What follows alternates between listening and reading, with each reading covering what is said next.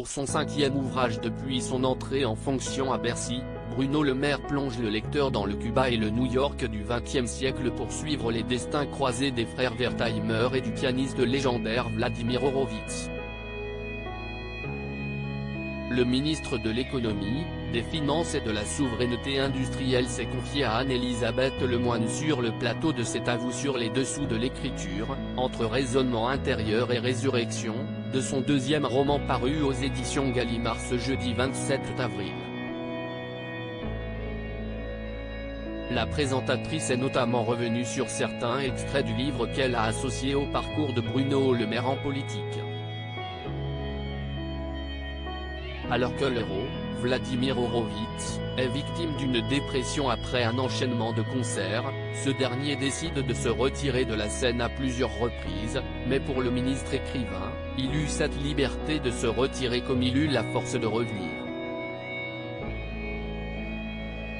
À la suite de la lecture de ce passage, Anne-Elisabeth Lemoine interroge l'homme politique sur son propre parcours en lui demandant s'il lui était déjà venu à l'esprit d'abandonner la politique. Non, à un seul moment, ça m'est arrivé.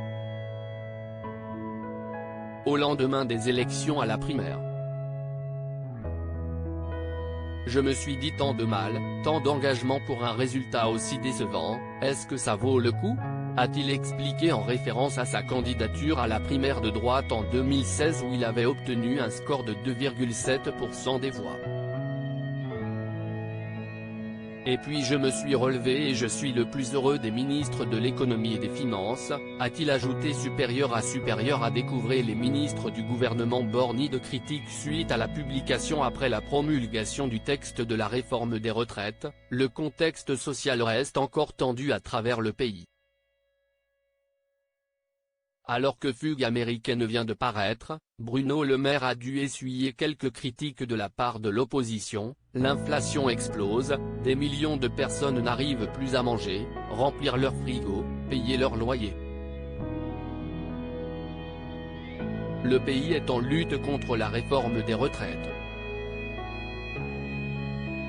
Pendant ce temps, le ministre Bruno Le Maire écrit des romans, s'est indigné Thomas Porte, député de la France insoumise.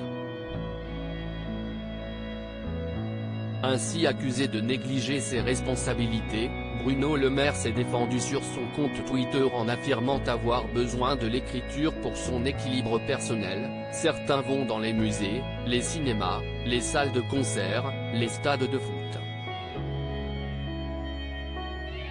D'autres jardinent ou font de la randonnée. En ce qui me concerne, j'écris, a-t-il ajouté.